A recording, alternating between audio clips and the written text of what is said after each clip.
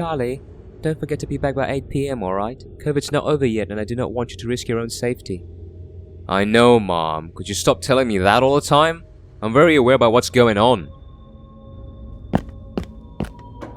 Hey Charlie, what's up with you, mate?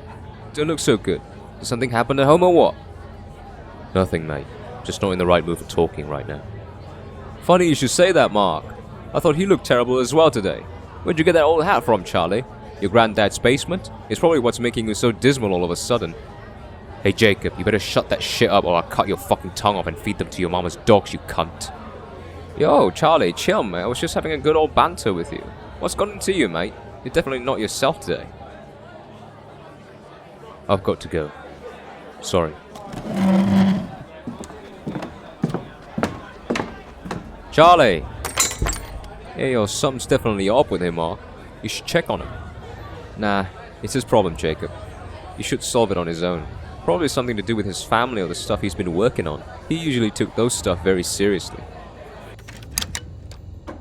Oh, Charlie, you're home early. What's the matter, dear? Nothing. I'm just tired. Come and sit down. I'd like to have a word with you about your job, son. I'm not in the mood for talking, Mom. Some other time. I'm just worried about you that the longer you wait to get a proper job, the more they will reject you, son. You know, companies of today would like someone with a solid employment history for them to eventually employ you. Mom, I told you not to ever tell me what to do. I'm working on my own stuff now. I don't want to work as a corporate slave and put money in other people's pockets. Why can't you understand that? We've talked about this many times, and you're still telling me what to do with my life? Am I still a kid to you? Do I look like a kid to you? Is that the reason why you're still treating me like a toddler who's just gotten out of your womb? Do I look like a fool to you? Or are you the fool for thinking that I am one? Charlie, what are you doing? What are you doing? Did you hear yourself all those things that you just said? Ugh.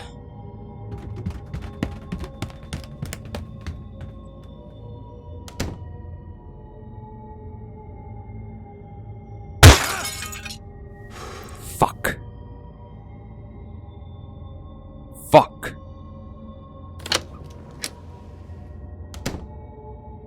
Charlie, come here and sit down. What were you thinking, son?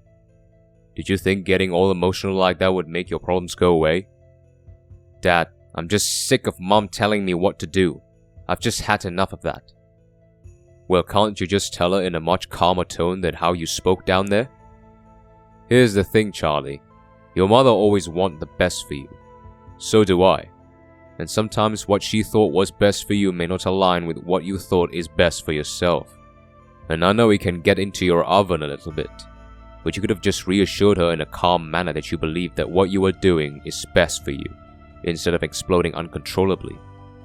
Such a manner that I would call childlike. And you hate being called a little child, don't you? Well, that is exactly how I saw you when you were all volcanic downstairs. Made you look like a toddler who just got his toys taken away. Let me tell you something about being an emotional man, son. It really gets you nowhere. You'll only embarrass yourself and make yourself look more immature and incompetent.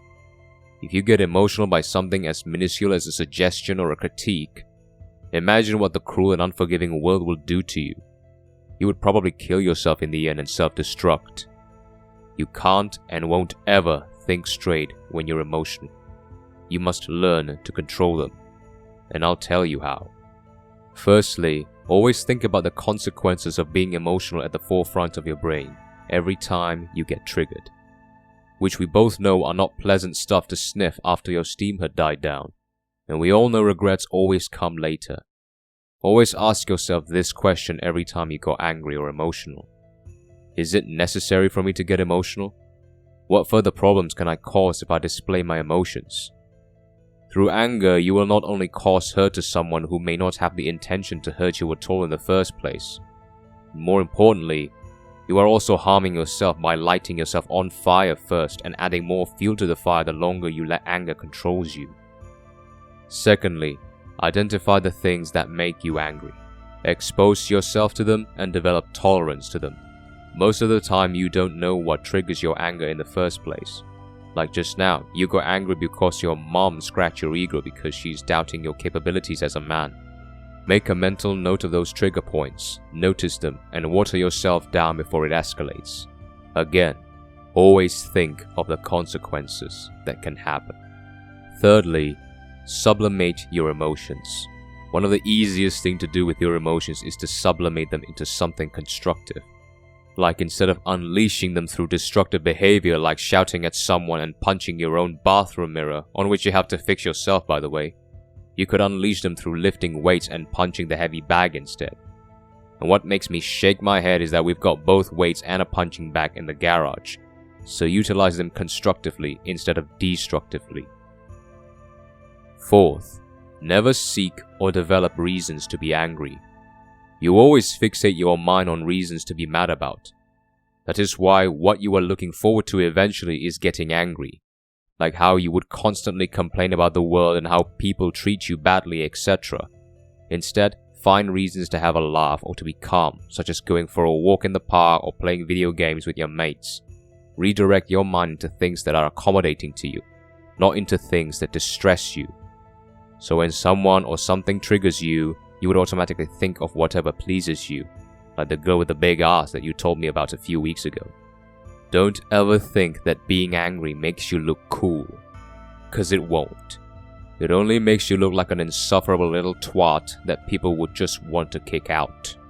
And finally, son, if all else fails, which I doubt they would at all, just hold it in and wait it out. Because the fire will die down by itself should you not put any more wood or fuel into it. And it can save you from worlds of other troubles waiting in the wings should you give in to your anger. Remember what I said, son. Think about them as you go to bed tonight. And I suggest you should go talk to your mother as well. Fuck me, man.